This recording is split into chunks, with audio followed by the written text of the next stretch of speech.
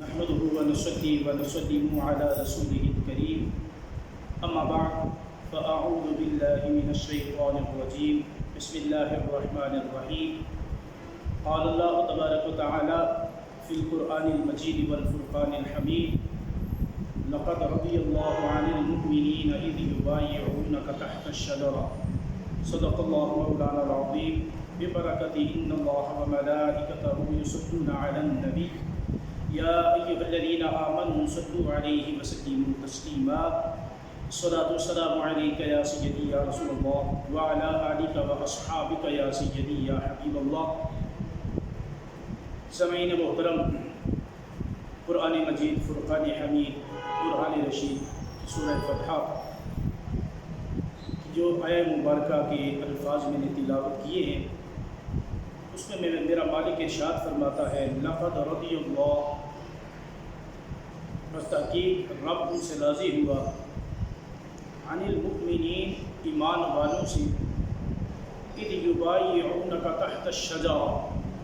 کہ جب وہ درخت کے نیچے میرے حبیب تیرے ہاتھوں پہ بیعت فرما رہے تھے۔ رات محترم آج چکے 18 ذی الحج ہے، اور 18 ذی الحج کو یوم شہادت ہے۔ مسلمانوں کے تیسرے خلیفہ جناب سیدنا عثمان بن عفان رضی اللہ تعالی عنہ، آپ کا یوں تو رب تعالیٰ نے اللہ کے نبی کے جتنے بھی صحابہ ہیں سب کو بڑی شانوں سے نوازا ہے، لیکن کچھ عظمتیں، فضیلت اور چیز ہوتی ہے اور خاصہ اور چیز، کچھ ایسی فضیلتیں ہیں کہ جو کسی ایک شخصیت کے لیے خاص ہوتی ہیں، کہ جس طرح اللہ کے نبی کا داماد ہونا، کسی کے نکاح میں اللہ کے نبی کی صاحبزادی کا ہونا، یہ اعزاز مولا علی کو بھی حاصل ہے اور جناب عثمان غنی کو بھی حاصل ہے۔ 3 شخصیات ایسی ہیں کہ جن کو یہ اعزاز حاصل ہے، لیکن خاصہ یہ ہے کہ اللہ کے نبی نے اپنی 2 صاحبزادیاں اللہ کے نبی نے جناب عثمان غنی رضی اللہ تعالی عنہ آپ کے نکاح میں دیں۔ اور یاد رکھنا حضرات محترم، اللہ تبارک و تعالی نے جناب عثمان غنی رضی اللہ تعالی عنہ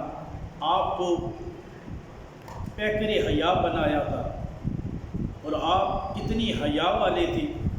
یاد رکھنا اللہ کے نبی نے ارشاد فرمایا کہ حیا اور ایمان یہ ایک ہی جگہ اکٹھے رہنے والی چیزیں ہیں۔ جہاں حیا ہو وہاں ایمان ہوتا ہے،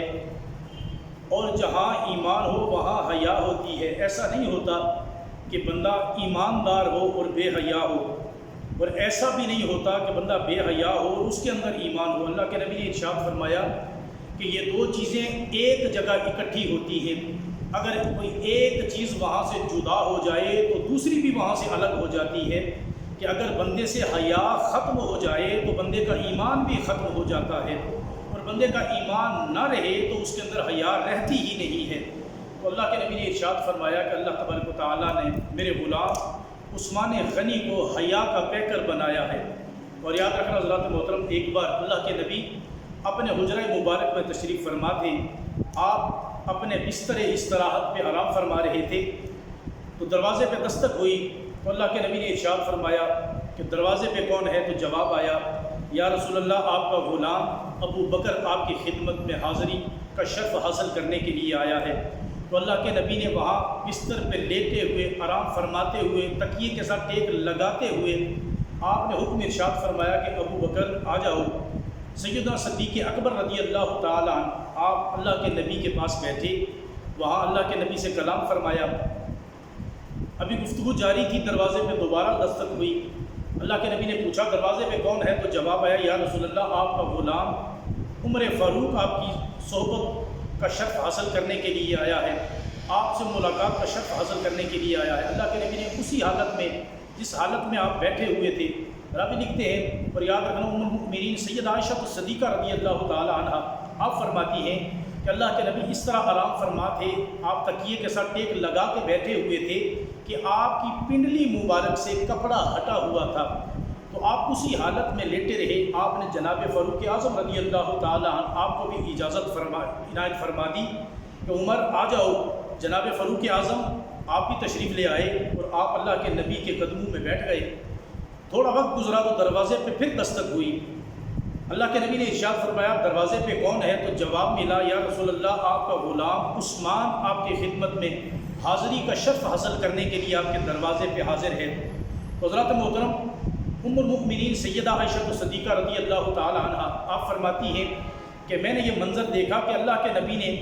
جناب میرے والد گرامی سیدنا صدیق اکبر کو پہلی آواز پہ اجازت عطا فرما دی، وہ آ گئے، اور جناب فاروق اعظم کو بھی پہلی صدا پہ اجازت عطا فرما دی، وہ بھی کمرے میں آ گئے۔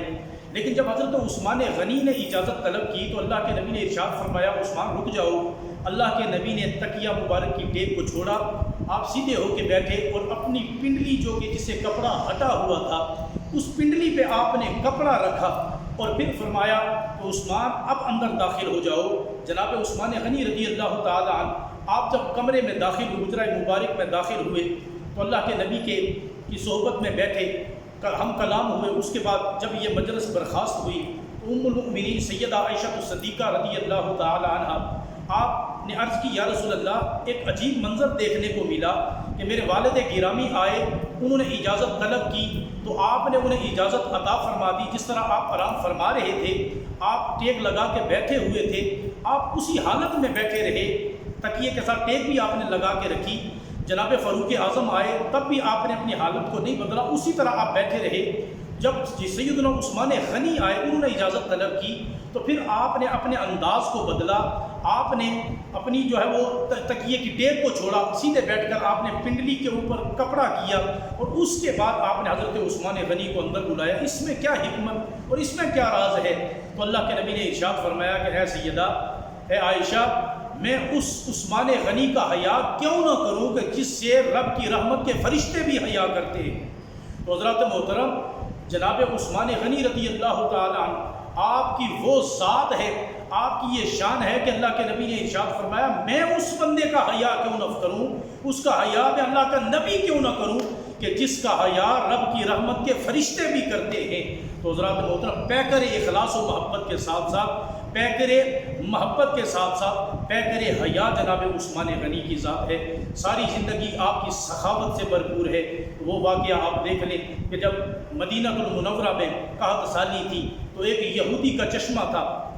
آپ کی سخاوت کے قصے تو زمانے میں مشہور ہے، زمانہ جانتا ہے آپ کی سخاوت کے قصے۔ تو یاد رکھنا حضرات محترم، وہاں پانی پینے کے لیے نہیں تھا، چشمہ جو تھا وہ یہودی کا تھا، وہ یہودیوں کو پانی دیتا، مسلمانوں کو پینے کے لیے پانی نہ دیا جاتا۔ تو مسلمان عرض کرنے لگے یا رسول اللہ ایک ہی چشمہ ہے جس سے میٹھا پانی ملتا ہے اور وہ یہودی کا ہے، وہ یہودیوں کو پانی تو دیتا ہے لیکن ہمیں پانی نہیں دیتا۔ تو اللہ کے نبی نے جناب عثمان غنی کی طرف دیکھا، حضرت عثمان غنی اٹھ کے گئے اور یہودی سے کہنے لگے کہ آپ یہ چشمہ بیچنا چاہتے ہو؟ اس نے کہا نہیں بیچنا چاہتا۔ آپ نے اسے کہا کہ اس طرح کرتے ہیں کہ آدھا آپ لے لیں، آدھا مجھے رکھ لیں، یعنی مجھے دے دیں، ایک دن آپ پانی استعمال کر لیں، ایک دن میں استعمال کر لیتا ہوں۔ اس نے آدھا کنواں بیچ دیا۔ اب کیا ہوتا کہ آپ نے اعلان فرما دیا کہ جس دن مسلمانوں کی باری ہے آج کسی کے لیے کوئی تخصیص نہیں ہے کہ فلاں پانی لے کے جا سکتا ہے، فلاں نہیں لے کے جا سکتا۔ آج میں اعلان کرتا ہوں کہ اپنا بھی آئے، بیگانہ بھی آئے، جو آتا ہے یہاں سے پانی بھر کے لے جائے۔ عثمان غنی نے یہ چشمہ خرید کے وقف کر دیا ہے۔ اب حضرات محترم، جو مسلمانوں کا دن تھا، آپ نے جب اعلان کیا تو یہودی بھی آئے، مسلمان بھی آئے۔ مسلمانوں کے پاس پانی نہیں تھا، وہ وہاں چشمے پہ جایا کرتے تھے، پانی نہیں ملتا تھا، رش بن جایا کرتی تھی۔ یہودی یہ دیکھ کر خوش ہوتا تھا۔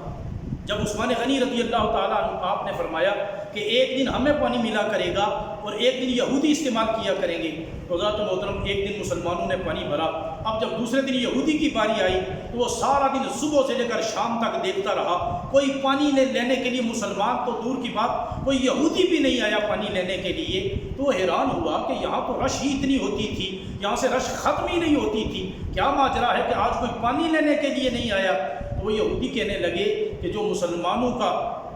کے نبی ہیں، انہوں نے جس کی ذمہ داری لگائی تھی اور جس عثمان غنی نے یہ کنواں عطا خرید کے وقف کیا ہے، تو ہم سے بھی پیسے لے کے پانی دیتا تھا، وہ اپنوں کے لیے تو سخی ہے ہی ہے، لیکن وہ غیروں کے لیے بھی اتنا سخی ہے کہ اس نے اعلان فرما دیا کہ اپنے تو لے کے جائیں ہی جائیں، لیکن اگر کوئی یہودی بھی لے کے جانا چاہے تو جس دن ہماری باری ہوگی ہم کسی کو نہیں روکیں گے، ہمارا یہ چشمہ یہودیوں کے لیے بھی کھلا ہے اور مسلمانوں کے لیے بھی کھلا ہے۔ جب یہودی نے یہ دیکھا اس نے کہا پھر اگر آپ سارا کنواں خریدنا چاہو، میں سارا بیچنا چاہتا ہوں، تو آپ نے ساری رقم دے کے سارا کنواں خریدا اور آپ نے وہ کنواں جو ہے وہ وقف کر دیا کہ آج کے بعد مسلمان جب چاہیں جس وقت چاہیں وہ یہاں سے آ کے میٹھا پانی بھر کے لے کے جا سکتے ہیں۔ یوں تو جناب عثمان غنی کی سخاوت کے بے شمار قصے ہیں، لیکن حضرات محترم جناب عثمان غنی رضی اللہ تعالیٰ عنہ آپ کو 40 دن تک جو وہ عثمان کہ جو پانی کے کنویں خرید کے